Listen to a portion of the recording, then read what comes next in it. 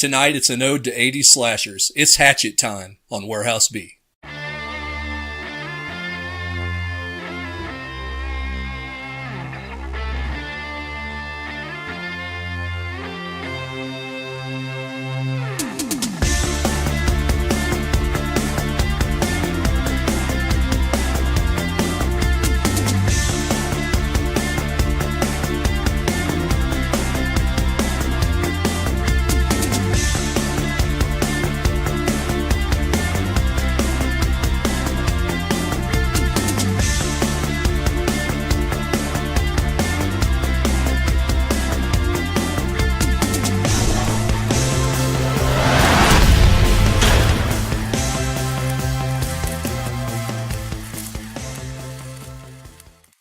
Alright, y'all, welcome back to Warehouse B. Today we're going to be talking about a movie that I feel is a love letter to the 80s slasher genre. It's Absolutely. Adam Green's 2006 film Hatchet, which has spawned its own franchise. Yeah. And what do you guys feel about this movie? I like it. I had my bugaboos about it, but I enjoyed it for the most part, and I really love the story behind it. Not so much the movie, because there's not really like a huge story. Yeah, we'll go ahead and go into it. But I just mean that I like how it got made, how it came, how they came about, the idea for the film and getting the film made, who they got involved. There's a lot of icons, like horror icons in this movie. You got the Candyman.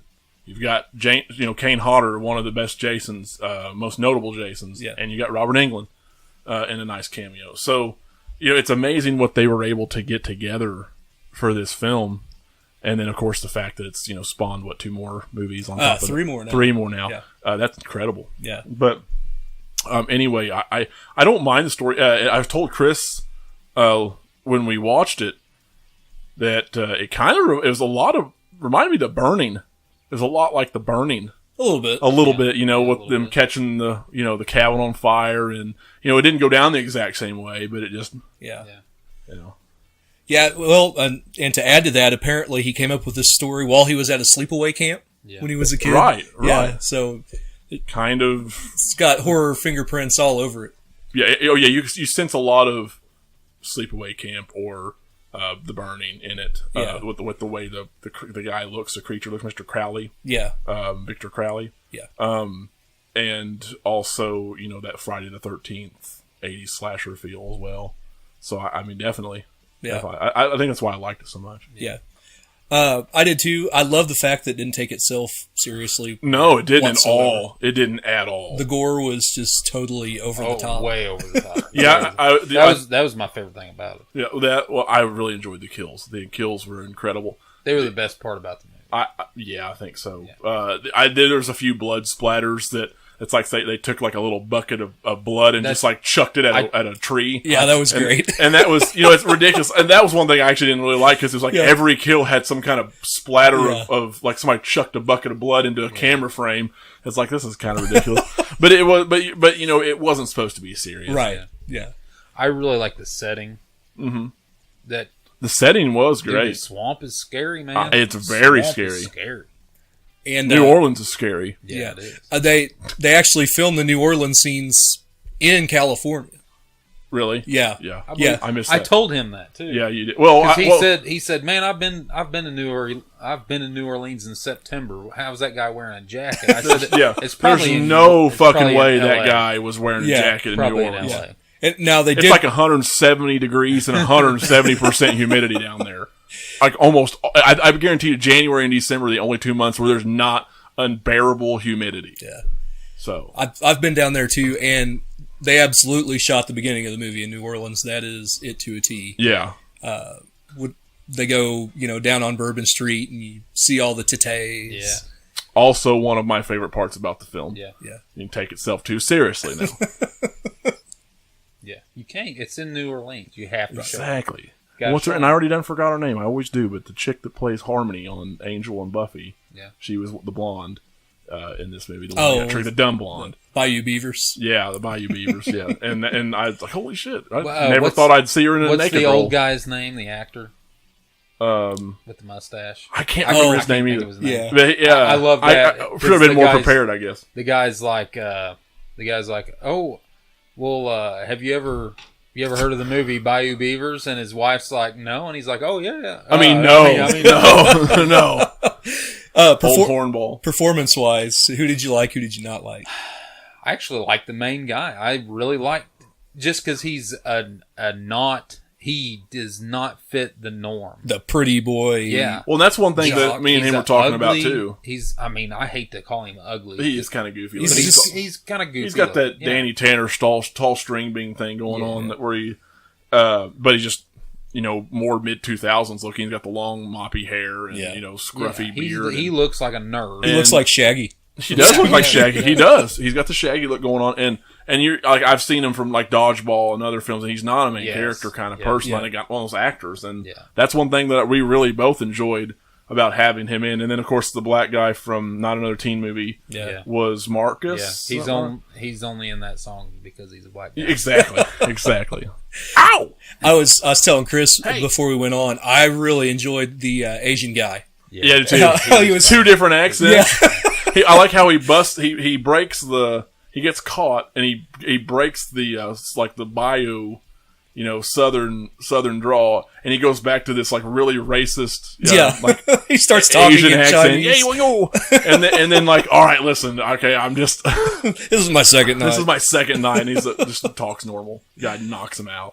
The girl who played Mary Beth, I don't know what else she was in. I thought she was okay. Yeah. But that being said, okay. I can't wait to see 2 and 3 with Danielle Harris in it. Yeah, at the same time. Me too. Yeah, I hope she's every bit as great as what's her name in this one. Was. Yeah, that's all I can say about that. That's all I got to say about that. breakaway performance. I think Kane Hodder, of course. Oh yeah, Kane Hodder was amazing in that. Crowley, the monster, was you're not going to find very many people that move in a monster suit like Kane Hodder does. Yeah. You know what I mean? Like, he acts through the prosthesis. Yeah. Very well. He makes a monster a monster. And that the making of Kane said that he really liked the role because he likes being in the makeup, but he also got a chance to Got some face time. He got a chance to play the dad. That was really cool. Yeah. And he really, really liked that because he was trying to break in, I guess. Yeah. Well, it's cool to see his actual face. Yeah, absolutely. Other than in just actually features. Give him a little bit of acting chops, and he did a pretty decent job. I liked it. Yeah, it's great. But no, I thought all the acting was pretty good. Even though there was a lot of really goofy stuff, what I liked was they were always serious, even though there was goofy stuff. Yeah. Mm-hmm. That's what I like. It doesn't like there's a point in my mind. There's a point where my brain enjoys it if it's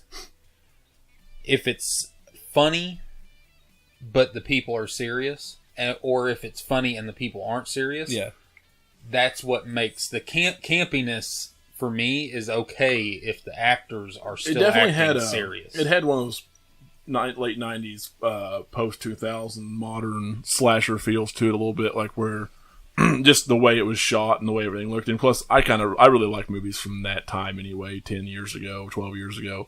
I think I just like the way they're shot, but that's where you got some of your dialogue and your funniness, because like 70% of the movie was just funny. Oh yeah. And then but what you had, anytime you had Crowley in the picture, it was scary and it was disgusting and gory and savage, and the rest of it was just goofy. And even the black guy trying to call him out and distract him, and it's he'd say something like, "I'm gonna kick your ass," and he'd like his eyes get big and he'd look around waiting for him to jump out. That guy's hilarious. Oh yeah. Man. Well, and it's funny because I told him, and it kind of aggravated me about certain slashers like this a little bit, and it doesn't take itself too seriously, so it's not like it's a big deal, but sometimes I hate when the monster or the slasher just knows where they're at all times. Right. Because, they burned his ass at the end, and then they get to the cemetery. No way he knew exactly what direction they were going. Right.